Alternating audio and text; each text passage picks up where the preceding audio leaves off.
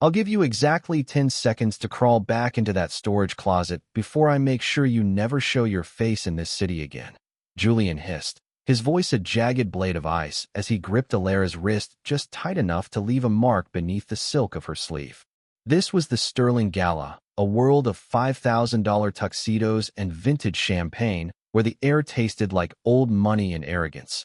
And Julian Thorne was determined to keep his greatest liability out of sight.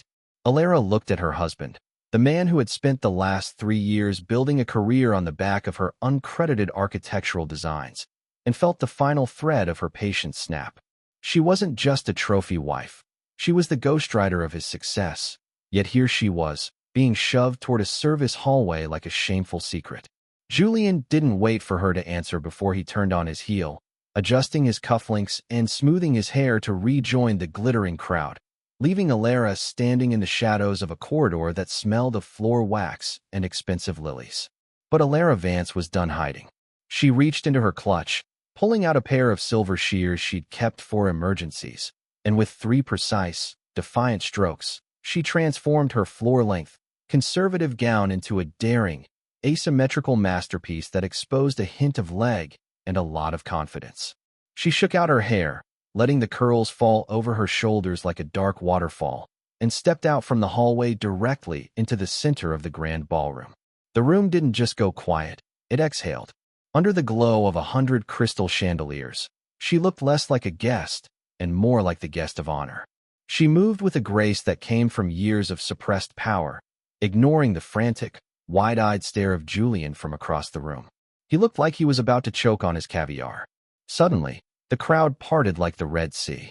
A man stepped forward, his presence so heavy and commanding that the very atmosphere seemed to shift in his direction. It was Alexander Sterling, the man who owned the building, the company, and half the skyline of New York. He ignored the mayors and the billionaires vying for his attention, his sharp, sapphire eyes locked onto Alara with an intensity that felt like a physical touch. He stopped just 2 feet away, the scent of expensive sandalwood and rain surrounding her. Julian scurried over, sweating through his designer suit, trying to intercept.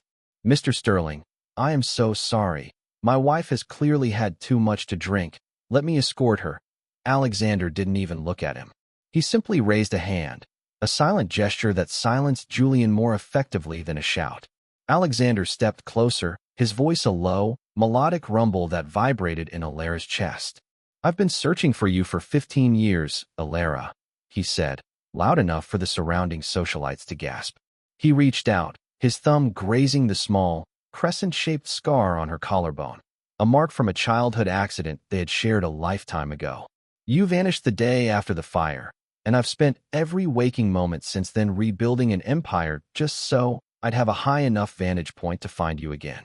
Did you really think you could hide from me in the shadow of a man who isn't worth the polish on your shoes?" Alara felt the world tilting. The husband who had bullied her was now a ghost in the background, invisible in the wake of a king who remembered the girl she used to be. Alexander didn't wait for her to find her voice. He offered his arm, his expression softening into something fierce and protective. "The first dance is mine," he commanded, not as a request, but as a restoration of her throne. "And after that, we're going to discuss exactly how much your husband owes me for every second he kept you out of the light." The music swelled into a sweeping orchestral arrangement as Alexander led Alara toward the center of the marble floor, his hand firm and warm against the small of her back, sending a jolt of electricity through her that she had not felt in years. Every pair of eyes in the ballroom was pinned on them, a sea of whispers rising like a tide against the gilded walls while Julian stood frozen at the edge of the carpet, his face draining of color until it matched his starched white shirt. Alexander moved, with a predatory grace, guiding Alara through the steps of a waltz as if they had been practicing for this exact moment for a decade and a half, his gaze never wavering from hers. Alara felt the weight of her transformed gown fluttering against her legs, the sharp edges of her own defiance suddenly bolstered by the overwhelming presence of the man holding her. "I do not understand," she whispered, her voice trembling just enough to catch his attention as they spun past a row of towering floral arrangements that stood 6 feet tall. "Why now, Alexander? Why after all this time?" He pulled her a fraction of an inch closer, his thumb tracing the line of her jaw with a tenderness that contradicted the cold steel in his eyes when he glanced toward the shadows where Julian was frantically trying to make a phone call. "Because I finally found the paper trail you left behind, Alara," he replied, his voice a low vibration that seemed to ground her amidst the spinning chaos of the gala. "I saw the architectural blueprints for the new Sterling Heights development, the ones your husband claimed as his own, and I recognized the soul in the lines of the drawings. I knew only one person in this world could design a sanctuary that feels like the stars are within reach, the same way you used to describe them to me when we were children hiding in the garden." Alara gasped, her heart hammering against her ribs like a trapped bird because she had kept those designs a secret, thinking they were the only things she had left of her true self. Julian had stolen the digital files from her laptop months ago, gaslighting her into believing she was merely an assistant to his genius, a silent partner meant to stay in the kitchen while he took the stage. As the dance continued, Alexander leaned down, his lips brushing against her ear in a way that looked intimate to the crowd but felt like a battle cry to her. "He has been selling your mind to me for pennies, Alara, but the debt he has accrued by hiding you is something he can never repay. Watch closely." Alexander signaled to a waiter with a subtle nod of his head, and suddenly the large digital screens surrounding the ballroom, which usually displayed the Sterling corporate logo, flickered and changed. Instead of architectural renderings, they showed a series of time-stamped metadata logs and original sketches dated 2 years before Julian had even joined his firm, all bearing Ilara's digital signature and her maiden name. The room went silent once more, a vacuum of shock replacing the music as the reality of the fraud began to sink in for the elite guests. Julian had dropped his champagne glass, the crystal shattering into 1,000 pieces on the floor, the sound echoing like a gunshot in the hushed hall. He tried to lunge forward, his face twisted in a mask of desperation and rage, shouting that there had been a mistake, that his wife was unstable and had doctored the files. But 2 massive security guards, each standing well over 6 feet tall and weighing 250 pounds, stepped into his path with the synchronized precision of a military unit. Alexander did not stop dancing, his eyes fixed on Alara as he swept her into a final, dramatic turn. "You are not a secret anymore, Alara Vance," he said, using her name with a reverence that made her feel more seen than she had in her entire adult life. "Today, the world learns that the Thorn Empire was built on a foundation of lies, and tonight, I am going to help you burn that foundation to the ground." Alara looked over Alexander's shoulder at the man she had once feared, seeing him now for what he truly was, a small, hollow person shrinking under the glare of the truth, and for the first time in 3 years, she began to smile. The hum of the ballroom transformed into a frantic roar of whispers as Julian Thorne scrambled toward the stage, his polished leather shoes slipping slightly on the spilled champagne.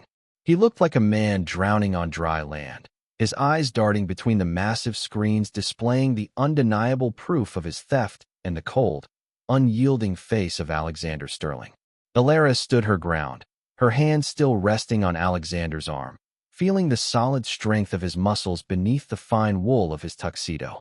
It was as if she were anchored to a mountain while a hurricane tore through the life she had known.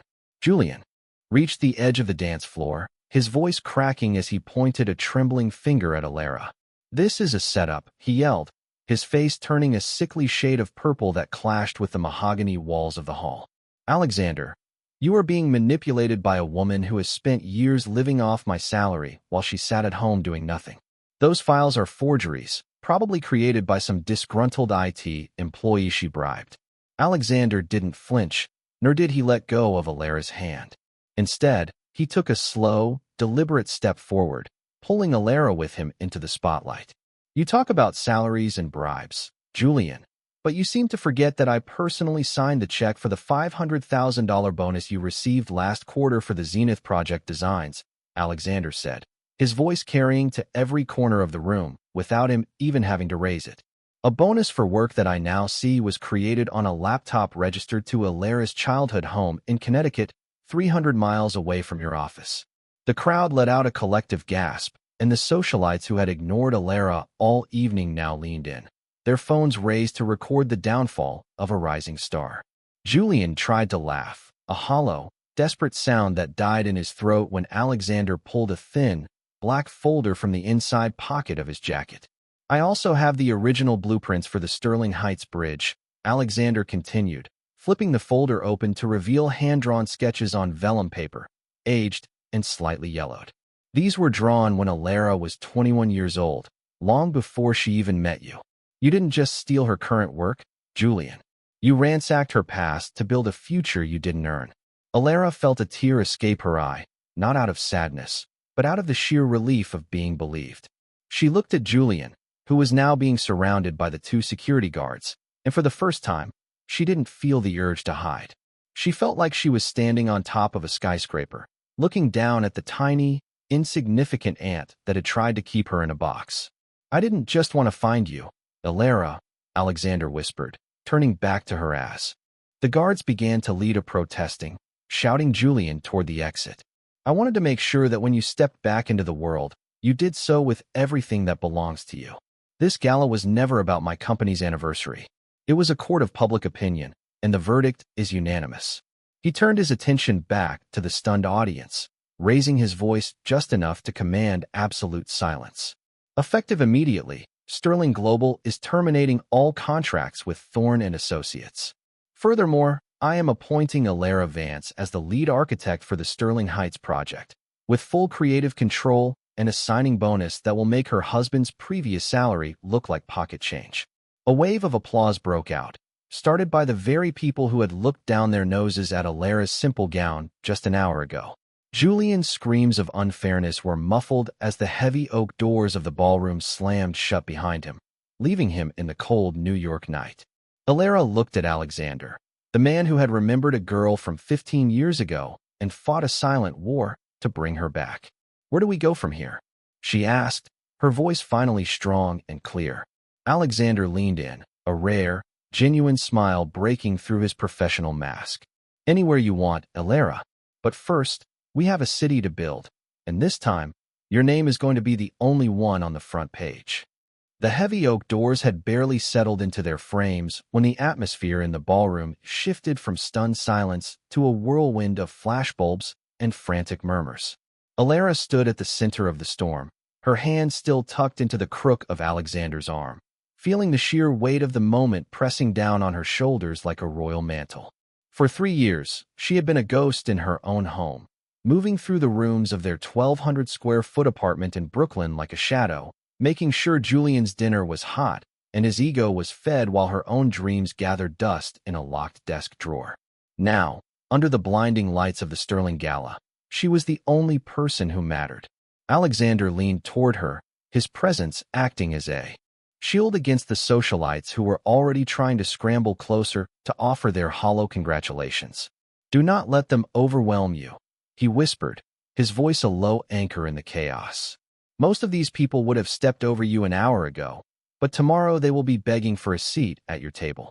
Alara took a deep breath, the scent of expensive perfume and aged bourbon filling her lungs, and she realized he was right. She looked down at her hands, seeing the faint ink stains on her fingertips that never quite washed away, the mark of a creator who had never truly stopped working even when her work was being stolen. Alexander led her toward a private lounge area shielded by frosted glass partitions, away from the prying eyes of the press. He poured 2 glasses of sparkling mineral water and handed her one, his eyes searching hers for any sign of regret. I suppose I should apologize for the dramatics, he said, though his tone suggested he was not sorry at all.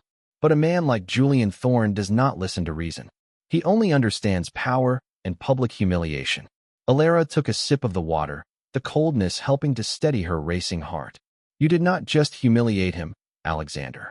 You dismantled his entire reality. Why did you wait 15 years?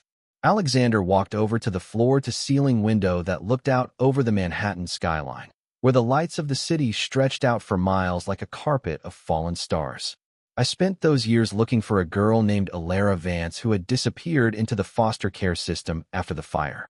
By the time I found you again, you were already married to that parasite, and I knew that if I simply walked up to you and told you the truth, you would not have believed me. You had to see his betrayal for yourself. You had to be the one to cut the dress and walk into this room on your own terms. Alara joined him at the window, looking out at the city she had helped design from the shadows. She thought about the blueprints Julian had presented as his own, the sleek lines of the Sterling Heights Tower that would soon stand 1,000 feet tall above the Hudson River. It was her masterpiece, and for the first time, she felt like she actually owned it. What happens to him now? She asked, her voice devoid of the pity she thought she might feel.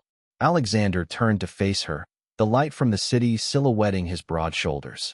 My legal team is already filing a multi-million-dollar lawsuit for intellectual property theft and breach of contract. By tomorrow morning, every bank account associated with Thorne and Associates will be frozen. He will be lucky if he can afford a studio apartment in the furthest outskirts of the city by the time I am finished with him. But that is not your concern anymore. Tomorrow, you have a meeting at my office at 9 o'clock sharp. Your team is waiting, and the designs for the South Wing are still incomplete. Alara looked at the man who had been her childhood protector and had now become her greatest ally. She realized that the husband who had hidden her at the party was just a small chapter in a much larger story. I will be there at 8, she said, her voice ringing with a newfound authority. Alexander smiled, a genuine expression of pride that reached his eyes. That is exactly what I wanted to hear. Now, let us give them one more thing to talk about before we leave. He offered his hand again, and as Alara took it, she knew that she was no longer the hidden wife, but the architect of her own destiny. The sun had not yet crested the jagged peaks of the Manhattan skyscrapers when Alara arrived at the Sterling Global headquarters, a monolithic structure of glass and steel that rose 80 stories into the crisp morning air. She was no longer wearing the tattered remains of the silk gown from the night before. Instead, she wore a tailored charcoal suit that felt like a suit of armor, her hair pulled back into a sharp, professional knot. As she stepped through the revolving doors, the marble lobby fell into a practiced hush, the security guards and receptionists tracking her movement with a mixture of awe and curiosity. She did not look like the woman who had been shoved into a storage closet 12 hours ago. She looked like the person who owned the blueprint of the very floor she was walking on. When the elevator reached the top floor, the doors opened to reveal a sprawling open office plan where 30 of the city's top architects were huddled around a massive light table, their faces etched with exhaustion and confusion. At the center of the room stood Alexander Sterling, his sleeves rolled up to his elbows as he stared at a three-dimensional holographic model of the Sterling Heights project. He looked up the moment Alara entered, a small but significant nod acknowledging her presence. "Everyone," Alexander announced, his voice cutting through the nervous energy of the room. "This is Alara Vance, your new lead architect and the original visionary behind this entire development. Any directive she gives is to be treated as if it came from my own mouth." A tall man with graying temples stepped forward, clutching a digital tablet like a shield. "Mr. Sterling, we have a crisis," he stammered, his eyes darting toward Alara with skepticism. "Julian Thorne has deleted the encryption keys for the South Wing structural files. We have lost access to the foundation calculations, and the construction crews are scheduled to begin pouring concrete in exactly 4 hours.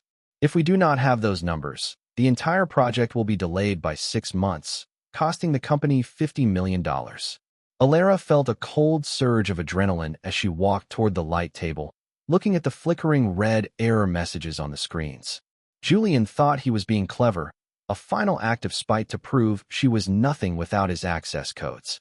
She leaned over the table, her eyes scanning the incomplete wireframe of the tower.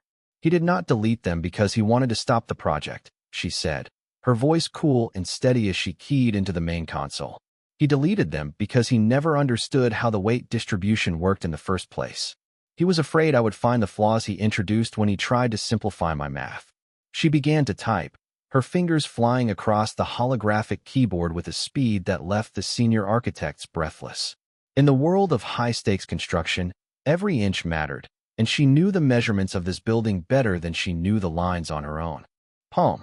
She recalculated the wind resistance for the upper floors, adjusting the dampening system by 0.5% to account for the unique air currents of the Hudson River. For 20 minutes, the only sound in the room was the rhythmic tapping of keys and the hum of the cooling fans. Then, with a final stroke, the red error messages vanished, replaced by a vibrant, steady green glow as the entire three-dimensional model stabilized. The foundation calculations are restored, Alara said, turning to face the stunned team. And I have increased the structural integrity of the south wing by 15%. You can tell the crews to start the pour on schedule. Alexander stepped out from the shadows, a look of grim satisfaction on his face as he checked his watch. While the room erupted into a flurry of activity, he walked over to Alara and handed her a thick legal envelope. Julian tried to flee to his parents' house in New Jersey this morning, Alexander whispered, his eyes dark with a cold, calculated justice. But my team met him at the George Washington Bridge. He has been served with a restraining order and a summons for a grand jury investigation into corporate espionage. He is currently sitting in a holding cell because he could not post the $250,000 bail. Alara looked at the envelope, which contained the finalized divorce papers she had been too terrified to file for years. She felt the last shackle of her old life fall away, replaced by the weight of a multi-billion-dollar responsibility. Thank you, Alexander, she said, looking up at him. He shook his head, his hand momentarily resting on her shoulder. Do not thank me for giving you back what was always yours, Alara. Now, let us go down to the site. I want you to be the one to give the order for the first stone to be set. The construction site was a symphony of controlled chaos, a massive 20,000 square foot excavation pit where the skeletal foundations of the Sterling Heights Tower began to claw their way out of the earth. Huge yellow cranes loomed over the site like prehistoric birds, and the air was thick with the scent of wet concrete and ozone. Alara stood on the observation deck, a white hard hat settled firmly on her head, and her charcoal suit jacket replaced by a high-visibility vest that felt like a badge of honor. Beside her, Alexander looked out over the horizon, his hands tucked into the pockets of his expensive trousers, seemingly oblivious to the dust swirling around them. This is the moment where the dream becomes physical, Alara, he said, his voice barely audible over the rhythmic thumping of the pile drivers. For years, your husband sold this vision as a series of pretty pictures on a screen, but today, we are giving it a heartbeat. Alara looked down at the site, watching as a fleet of 20 concrete mixers lined up like a precision drill team. She thought about the tiny, cramped desk in the corner of her bedroom, where she had spent countless nights calculated the load-bearing capacity of these very pillars, hidden away while Julian took the credit at expensive dinners. Now, she held a rugged digital tablet in her hand, connected directly to the site's central management system. She looked at the foreman, a burly man named Mike who had been working in New York construction for 30 years. Mike looked up at the deck, waiting for the signal. He had been skeptical of Julian for months, sensing the lack of depth in the instructions he received, but the moment Alara had walked onto the site and identified a 3-inch discrepancy in the rebar placement of the central core, he had stopped questioning her. Do it, Alara said, her voice clear and carrying an authority that surprised even herself. She tapped a sequence on her tablet, and the massive silver arms of the concrete pumps began to move with mathematical grace. Thousands of pounds of liquid stone began to flow into the deep trenches, sealing the fate of the tower and the legacy of the woman who designed it. As the work intensified, Alexander's phone buzzed incessantly, but he ignored it, his focus entirely on the woman standing beside him. My investigators found something else this morning, he said, leaning closer so his words remained private. Julian did not just steal your designs, Alara. He was funneling money from the project's contingency fund into an offshore account in the Cayman Islands. He was planning to leave you the moment the tower was topped out, intending to take the credit and the cash, while leaving you with nothing but the debt of your shared apartment. Alara felt a chill that had nothing to do with the morning wind. She realized now that her husband had not just been hiding her at the party. He had been burying her alive, piece by piece, until there was nothing left of her identity. But he underestimated one thing, Alexander continued, his eyes flashing with a cold, protective fire. He forgot that the foundation of a building is only as strong as the person who drew the plans. He tried to build a life on your brilliance, but he did not have the soul to sustain it. Suddenly, a black sedan pulled up to the perimeter fence of the site, and a woman in a sharp legal suit stepped out, looking frantic. It was Julian's lead attorney, trying to force her way past the security detail. Alexander signaled for his own guards to remain in place. She is here to beg for a settlement, he said, his expression turning to stone. Julian's bail was revoked an hour ago when they found the offshore accounts. He is facing 20 years for grand larceny and wire fraud. Alara looked away from the lawyer and back toward the rising tower.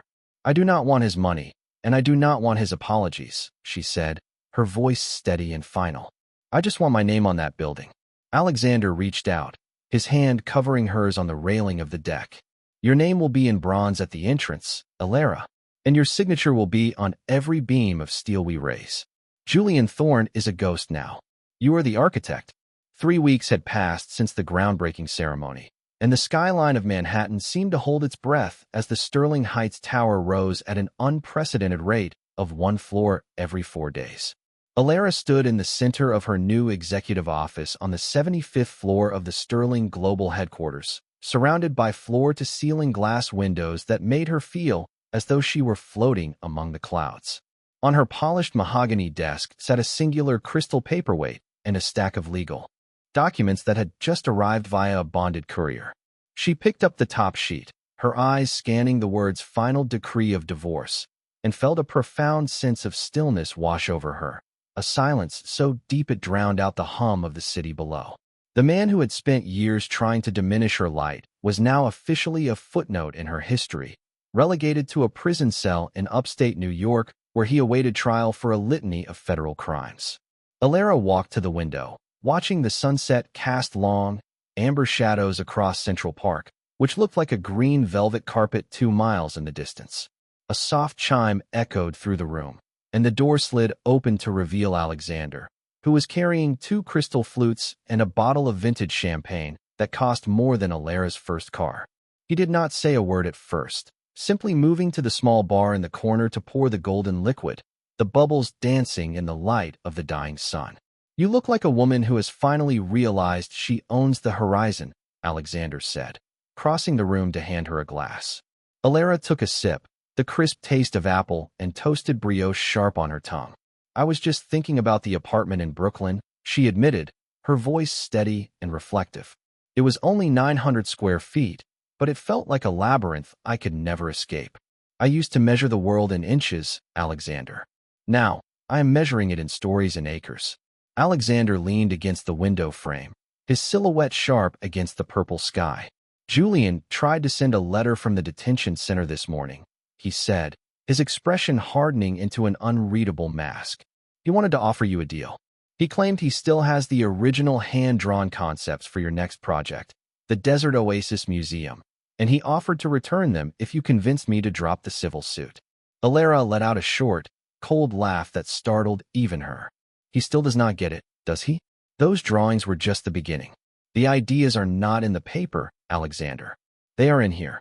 She tapped her temple with a slender finger, her eyes shining with a fierce, untouchable intelligence. He can keep the paper. I have already redesigned the entire museum from memory, and the new version is twice as ambitious as the one he stole. Alexander watched her, a look of profound respect and something deeper, something more ancient, flickering in his eyes. I knew the moment I saw you again that you would surpass every expectation I had, he murmured, stepping closer until the heat from his body seemed to radiate against her skin. But seeing you take control of this empire is the most satisfying thing I have witnessed in my entire career. He reached into his pocket and pulled out a small, velvet box.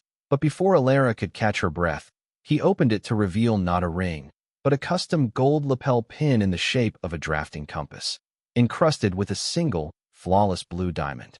This is not for a wife, Alara, he said, his voice dropping to a low, intimate rumble. This is for a partner. Tomorrow morning, the board of directors will meet to finalize the merger of Vance Architectural and Sterling Global. You will not just be my lead architect, you will be the youngest minority shareholder in the history of this company. Alara looked at the pin, then up at the man who had seen her value when she was hidden in a closet, and she realized that the greatest construction project of her life was not made of steel or concrete, but of the self-respect she had finally forged for herself. I am not going to be a minority shareholder for long, Alexander, she challenged, a playful but determined spark in her eyes. Alexander laughed, the sound rich and genuine as he clinked his glass against hers. I certainly hope not, Alara. I certainly hope not. The boardroom was a temple of glass and polished obsidian, situated on the 82nd floor where the morning light hit the city with a blinding, golden intensity.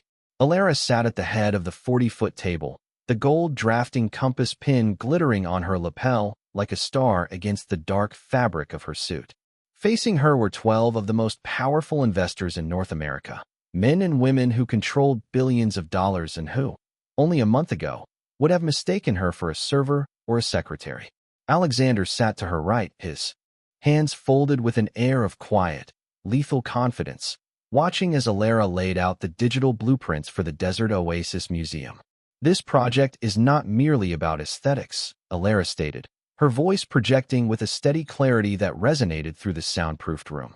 We are implementing a revolutionary self-cooling glass structure that will reduce energy consumption by 40% compared to any other building of this scale in the world. As she spoke, the holographic projector in the center of the table bloomed into a sprawling, three-dimensional masterpiece of curves and light, a design so sophisticated it made Julian Thorne's stolen sketches look like a child's crayon drawings. One of the investors, a woman known for her ruthless financial scrutiny, leaned forward and adjusted her glasses. Miss Vance, the structural load on these cantilevered wings seems impossible for the current soil density of the site, she noted, her tone sharp and testing. Alara didn't blink. She tapped a command on her tablet, zooming into the subterranean levels of the model. That is why we are using a proprietary carbon fiber reinforced concrete foundation, deep-pilled 60 feet into the bedrock, she replied instantly, citing the engineering specifications with the ease of someone reciting their own birthday. The weight distribution is offset by the aerodynamic shape of the roof, which actually uses the wind pressure to stabilize the structure. Alexander's smile was thin and satisfied as the investor slowly nodded, her skepticism replaced by genuine fascination. While the meeting reached its conclusion and the board prepared to sign the historic merger documents, Alexander's chief of security slipped into the room and leaned down to whisper in his ear. Alexander's expression remained calm, but his eyes darkened to the color of a stormy sea. He waited until the last signature was dry and the room had cleared before turning to Alara. Julian's trial began this morning in the federal courthouse downtown, Alexander said, his voice dropping to a low rumble. He tried to claim that you were the one who authorized the offshore transfers, alleging that you were a co-conspirator in the embezzlement. Alara felt a momentary flicker of anger, but it was quickly extinguished by a sense of cold amusement. He really is desperate, she said, standing up and walking toward the window where she could see the construction cranes of the Sterling Heights Tower working tirelessly in the distance. He thinks everyone is as small-minded as he is.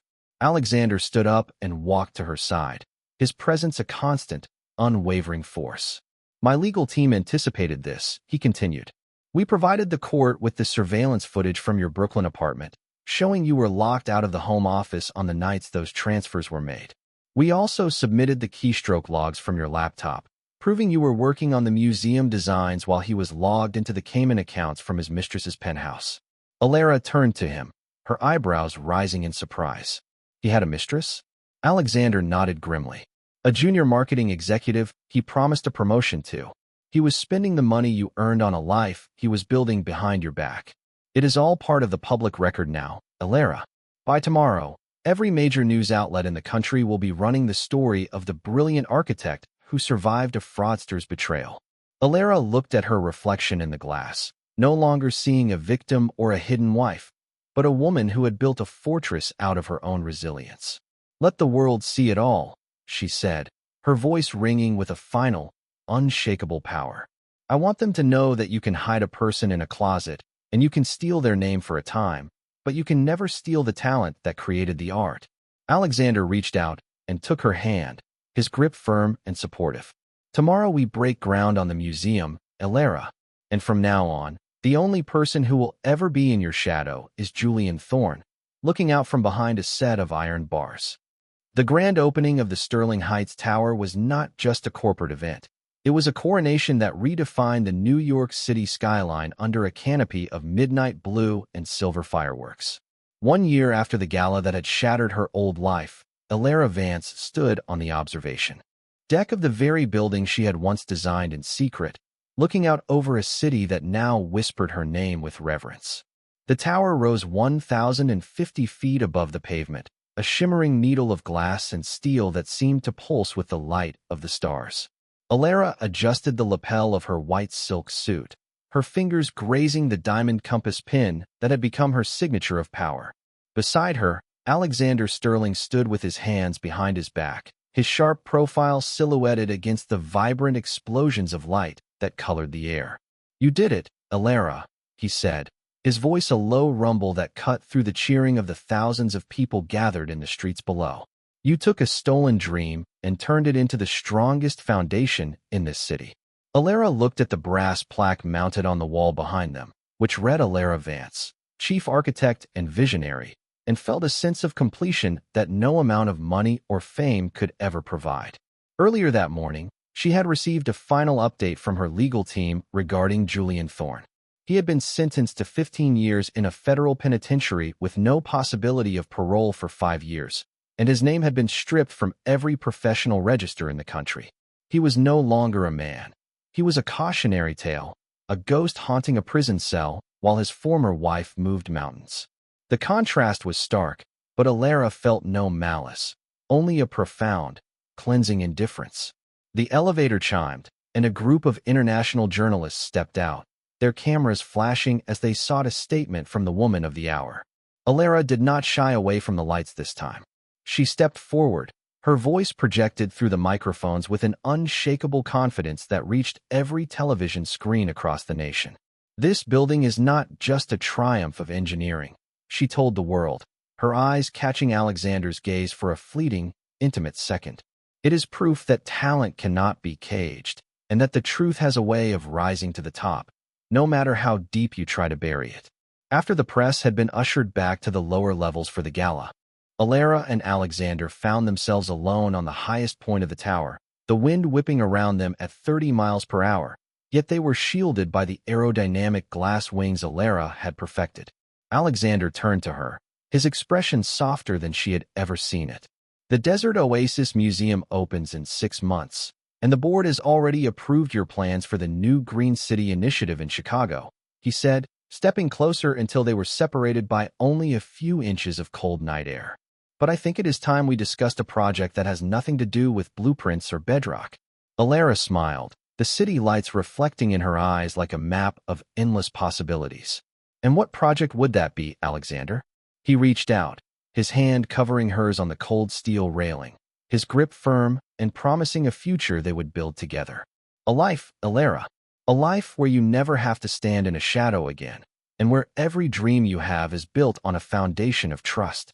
Alara looked out at the horizon, where the lights of the city met the darkness of the ocean, and realized that her journey was no longer about escaping the past, but about conquering the future. "I think I have just the design for that," she whispered, and as the final firework blossomed over the Hudson River, the woman who had been hidden at a party finally stepped fully into the light, ready to build an empire that would last forever.